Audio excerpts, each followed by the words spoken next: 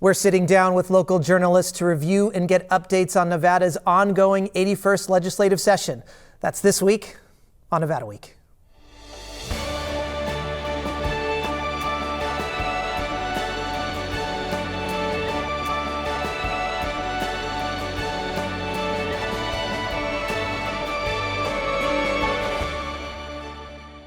Support for Nevada Week is provided by Senator William H. Hernstadt and additional supporting sponsors. 1/4 of Nevada's 4-month-long legislative session is in the books, as they say. But thus far, those books seem a little light. As the journalists sitting around our virtual roundtable today have been reporting, little has gotten done comparably to previous session starts. But of course, our 2021 session is still operating under COVID-19 precautions, namely legislative buildings remaining closed to the public, and of course, legislative activity conducted primarily via virtual means. Still, major legislative priorities on any landmark bills in education funding, criminal justice, or COVID-19 recovery have yet to come forth. And maybe in this void comes the hint of a bill for industry-specific self-governed counties within counties or innovation zones. Well, we'll get our journalists' impressions and perspectives on this impending proposal. Also, the session thus far itself, coverage of key priorities, and what, of course, they're tracking over the next month as well. Please welcome Colton Lockheed, reporter for the Las Vegas Review-Journal, Michelle Rindles, reporter for the Nevada Independent, Michael Lyle, journalist for the Nevada Current, and Bert Johnson, legislative reporter for Nevada Public Radio. Michael, I wanted to go to you first. I mean, it has been a very unique legislative session, of course, with some of the COVID restrictions amongst many other things. You give us kind of your first impression from a journalist's perspective, what it's like right now to cover the session. With my position at Nevada Current, we don't have a full-time person covering up in Carson covering the legislator. So, like last session, we did a lot of traveling back and forth, where we'd watch virtually down here for some weeks, and then up in Carson for other weeks, just depending on what was happening. Kind of yet to be determined whether that's going to be happening yet. It is weird on the perspective of talking with sources, a lot of organizers, a lot of people that are working with impacted communities, talking with them and kind of hearing their concerns. I think that's been the biggest change. I mean, they always have concerns going into legislative session, making sure lawmakers hear from them. But I think their concerns are a little bit intensified this year just because they don't have that FaceTime anymore. And so it's hard to really for them to gauge how lawmakers are taking their concerns, their voices seriously. I know there was concern, especially there was a bill hearing for no-knock warrants that was considered or being presented by the Attorney General's office, and testimony was only 10 minutes for support and opposition, and that really irked a lot of organizers because they had people lined up ready to talk, and there was no indication that they were going to cut it that short. I know part of it was lawmakers saying, "Oh, we only have so much time, or we only have so much ability to manage these online systems." And Michelle and Colton, both, you've been up there, you are up there. Let's talk a little bit more about being physically present. Of course, what Michael's talking about is maybe some of the barriers we're seeing in the virtual system. Being there personally, are you running into any roadblocks? I know there's a limited number of journalists that can actually get into the buildings themselves. Give us some context, and Michelle, let's start with you on just what it's like to be up there right now. Yeah. In certain settings, they're limiting the number of people in the floor sessions. So, for example, there can only be 2 journalists up in the gallery of the assembly. And actually, Colton and I got stuck outside the doors the other day. Usually you can watch all the proceedings on the live stream and it's not a big deal. But when they do go into recess, they shut the live stream down. You can't really tell what's going on in the floor. So we had a situation where Republican Annie Black was calling for a motion to reopen the building immediately. And there was a lot of chatter. There was a lot of people huddling out in the front of the dais. And it was just, we were watching through this window trying to get a glimpse of what's going on. And the Capitol Police, they're so sweet, but they're like, don't dare go up there because there's already 2 people up in the gallery. So it's just been a little bit of a challenge with those types of restrictions.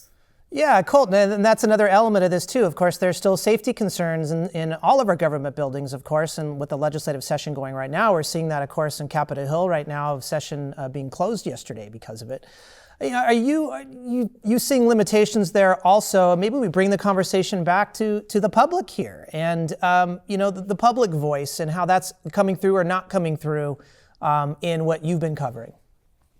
Yeah, I kind of Michael touched on this in that hearing on the no-knock warrants. It's something that really jumped out to me is by limiting it to 10 minutes, it's not like a normal 10-minute type of public comment that you could have or public testimony that you could usually have up here in the legislature where people can go to they'll be sitting at a table, usually 3 to a table, and you can kind of go through like kind of rapid fire testimony pretty quickly.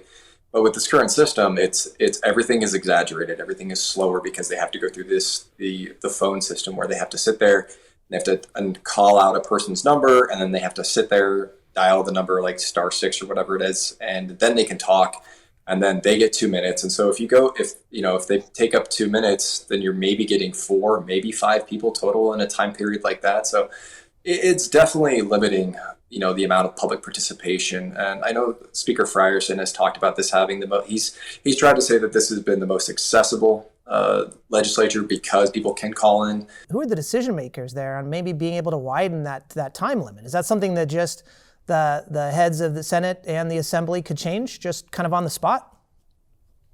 Yeah, I mean, it would come down to, go ahead, Michelle.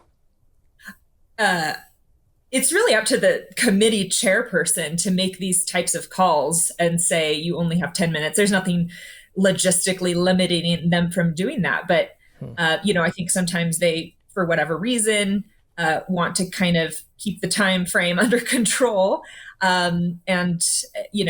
So we see these situations where some committees will have limitations like this. Some will say, okay, we're going to have 30 minutes from each side. And some committee chairs don't put any limitations on it. Yeah. Well, Bert, I want to come to you. I want to get your perspectives as well. Coming to us with, I think, probably the best audio we've ever had on our virtual roundtable here at Nevada Week, and we wouldn't expect anything less from KNPR. Thank you so much for being here. But with that said, you're coming from a different perspective, producer and a writer, and working in public radio. What are some of your impressions on how public radio is covering such a unique legislative session?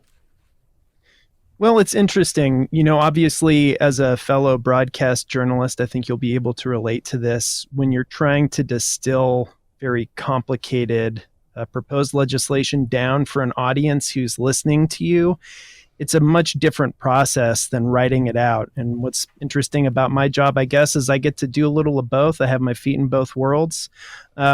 So it's been an interesting experience trying to, first of all, identify, what my priorities for coverage will be. And that's a developing process. It's still in the works, but I'm definitely putting an emphasis on bills that seem to have a lot of broad support.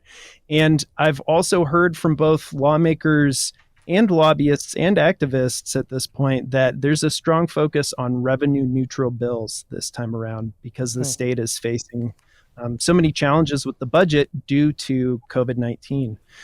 So all that said, it's been really interesting to cover this from afar, so to speak. I'm up here in Reno and I do go into the building. But as Michelle was explaining, sometimes your physical access to a hearing or a room in the building is very limited. And so just trying to keep tabs on all the hearings that you can catch online and then doing your best to follow up with lawmakers afterward. It's a bit of a challenge, and I'm still figuring it out, to be honest. Yeah, you bring up a really great point, Michael. I want to go to you and Colton as well. Let's talk about those budget neutral bills that are being proposed and kind of where we are. Both Michael and Colton, you both have addressed how slow or light the agenda seems to be over this first month. Michael, we also have obviously a very large COVID bill that is going through our federal government right now.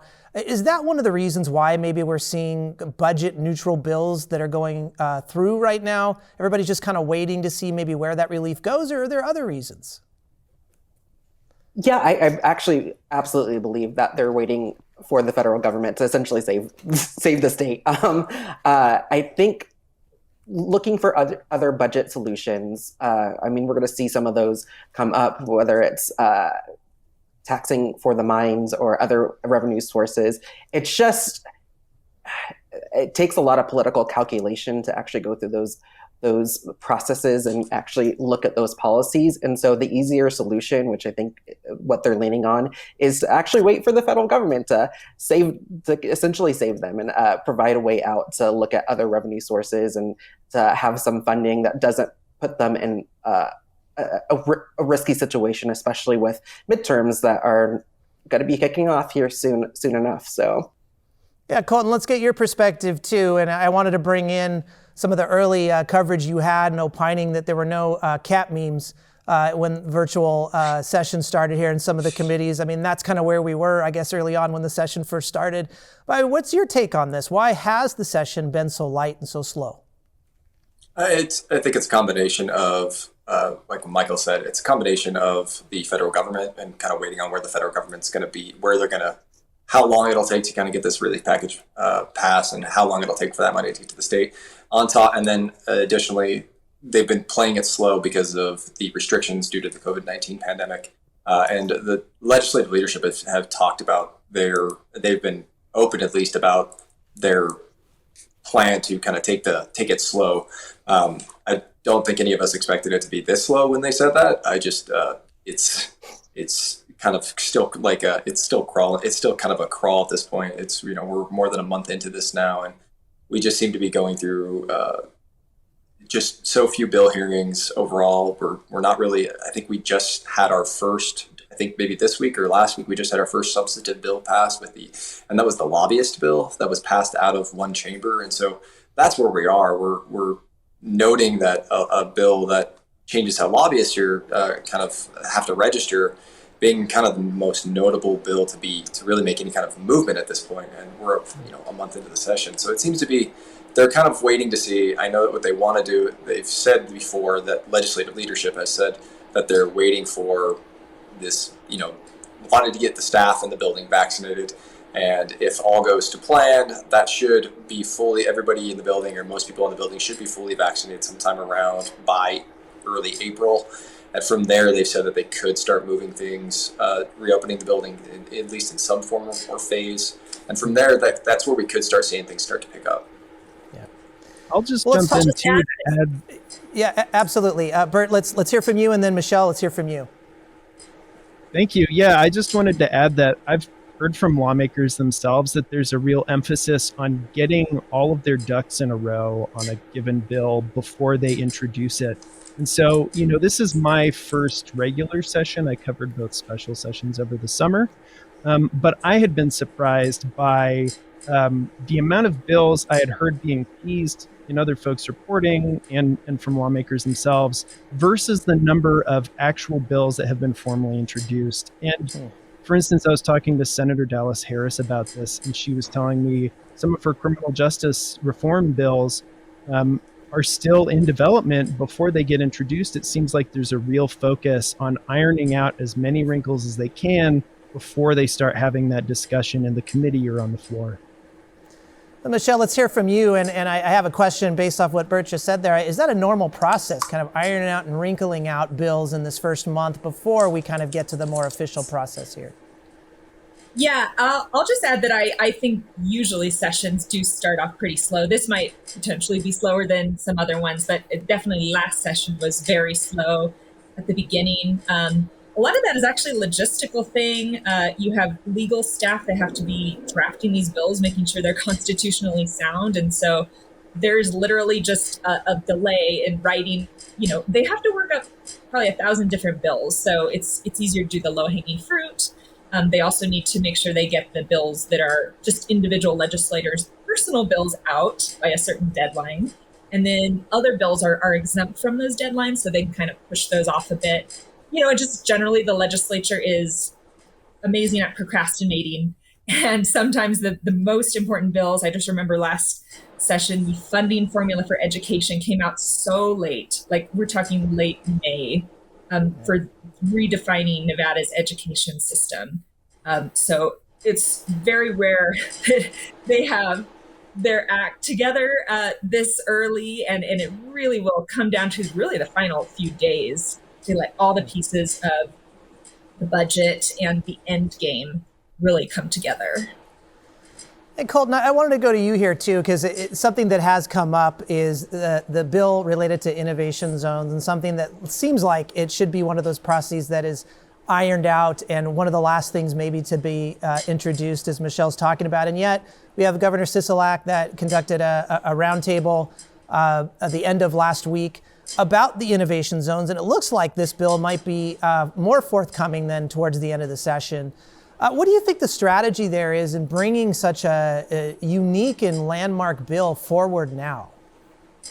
Well, I'm not sure they're necessarily going to bring the actual bill forward anytime soon. I think with the bill kind of getting out there at the beginning of session, at least publicly once it was reported on, I'm not necessarily sure that was in their plans. And so I think this is them trying to get out ahead of it now. And that roundtable, itself was really just the governor kind of, trying to showing his support and kind of talking about why he thinks it's important. And then otherwise him and Go-Ed Director Michael Brown and Jeremy Aguero from Applied Analysis, just kind of going through the bill and talking about some of the perceived or the potential economic development benefits of that, which were things that had already kind of been out there. So to me, it was just them kind of trying to get out in front of it now that the news stories have already been running, and the news cycle maybe hasn't necessarily been very kind to the proposal in terms of some of the reactions, especially from some of the national tech coverage.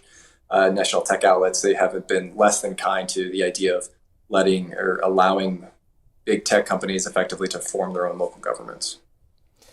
So am I hearing that you think that the actual official proposal of that bill is not going to happen for any time soon? We might see it at the end of the session then. I think so. I think there's a lot of details that are going to be ironed out in this, and I think the governor even mentioned this on that Friday, that there's a lot of details that are going to be discussed, probably behind the scenes, just between various stakeholders. I mean, at this point, where the big proposal for this would be for the first one, at least the first one of these with the blockchain's smart city idea, but that would be in Story County. Now you have Story County as of this week coming out formally opposed to letting an innovation zone be a separate government within their county. So that's going to be kind of a stickler for the whole situation, because now you have kind of the big county where we have a lot of these other tech companies like Tesla and Google and Switch are coming out just effectively opposed to the whole idea of this semi-autonomous self-governing innovation zone. Michael, let's talk about some of the other big key areas that maybe we assumed before the session started would be big areas that would get a lot of coverage. Criminal justice, of course, at the top, something you have been covering yourself, but maybe other areas too. As we kind of look into the future over the next month, what are are there other landmark bills out there that you think we will see? Absolutely. I think bail reform is going to come back again this session. Bail reform is a contentious topic in any state, and it's proven not to really go anywhere over the last couple of sessions. In 2019, they were pushing a giant bail bill to try to fix just the bail process and the cash bail process, and it ended up turning into a study bill. And so they studied that through the interim through 2020 and had some good suggestions. We're still waiting to see them materialize into actual proposed legislation. So we haven't seen that language yet. So I know that's going to be one big thing on the criminal justice side that's going to be a very contentious fight. We're definitely going to see more housing and tenants' rights bills. I mean, the COVID-19 pandemic has really underscored just how huge our housing crisis is. We've always had a housing crisis. If you look at all the data, looking at the lack of affordable housing and low-income housing, we have ranked as a state and in Southern Nevada specifically just poorly in the creation of affordable housing, and how that really burdens tenants and creates a lot of issues And so I think COVID-19 really exacerbated all those issues. And so now we're going to see some bills that are going to address that.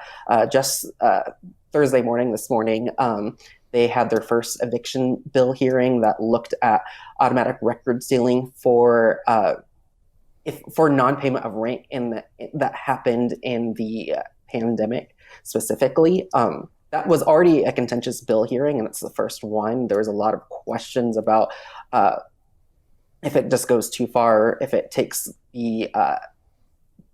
takes away property owners' rights and abilities. But there's a lot of hurt out there. I mean, we have continued to see, even with moratoriums on the federal and state level, just the rising numbers of people being evicted still. There was a spike in eviction cases in November that was pretty staggering and pretty ridiculously high.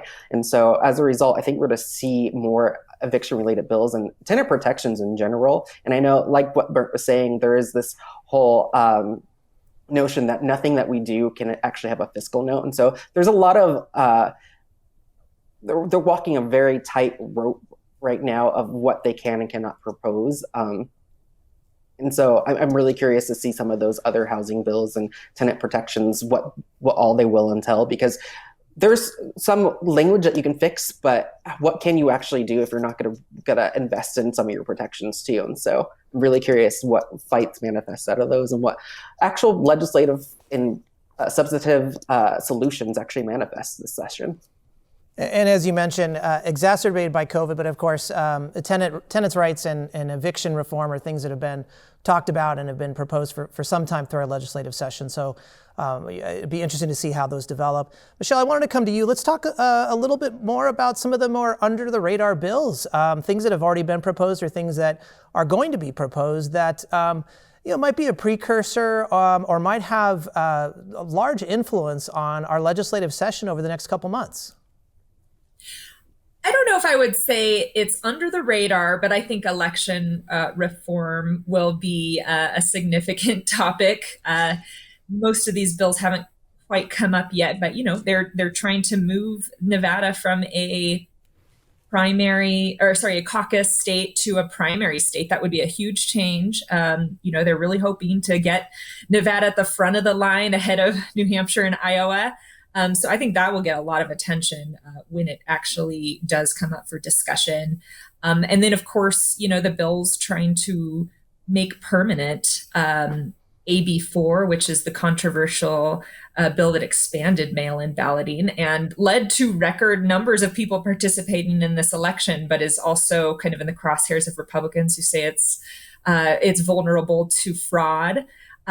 So I think that's going to be, just a huge discussion. But the Democrats hold all the cards there. It would just require, a simple majority to make this policy something permanent, something that would not be only dependent on there being a pandemic. It could really change kind of the shape of the electorate in Nevada. Really get a lot more people casting a ballot in any given election, and that could have unknown consequences. It didn't necessarily, it wasn't a total wash in favor of the Democrats last in the 2020 election. Republicans picked up 3 seats in the legislature. So it's not always a Democrat victory tied to that, but the Republicans are particularly concerned about that expansion. And have proposed a bill to eliminate mail-in ballots, I know, too. Bert, we've got about a minute left. Let's go to you, too. Either under the radar bills or is there bigger areas here of legislation that you are looking to really track, particularly over the next month? I've been really focused so far on AB 116. This is a bill that was introduced by Assemblywoman Rochelle Wynn, and this would essentially decriminalize minor traffic violations.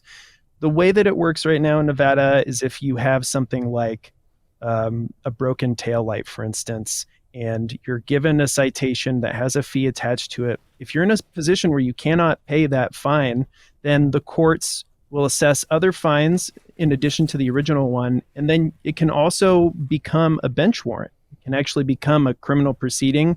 And so some folks are in a position now where they essentially have to decide between doing time in jail or finding the money to pay down traffic violations. I do want to make a really important note, if I can, just the fact that It's not just on people's back. This is specifically on Black and brown people and people of color's back. If you look at the data, this is happening in zip codes that are primarily Black and brown and primarily low income. We're balancing our courts and funding our courts on traffic tickets, minor things like driving without proof of insurance on the backs of Black and brown people, which is really important. If we have lawmakers that are coming off of 2020 nationwide protests around racial justice that say that they're committed to adjusting these issues, well, this is low-hanging fruit, because you're seeing that Black and brown people are getting ticketed and warrants out of minor infractions, higher than any other population. And what are you hearing from legislators, Michael and Bert both? What are you hearing from legislators? Does it look like something like this has success, is going to have success? So I would say it will have a little bit more success than it did in 2019. This came up in the 2019 session and passed out of the Assembly, I believe, if I remember correctly, and did not get a hearing in the Senate Judiciary. But this year actually has more sponsors. Both Senate Majority Leader Nicole Cananzaro and Speaker Frierson are primary sponsors on the bill. So that gives me reason to believe that it actually is going to go a little bit further this year. Well, thank you as always for joining us this week on Nevada Week. Now, for any of the resources that we've discussed on this show, please visit our website at vegaspbs.org/Nevada-Week. You can also always find us on social media at Nevada Week. Thanks again, and we'll see you next week.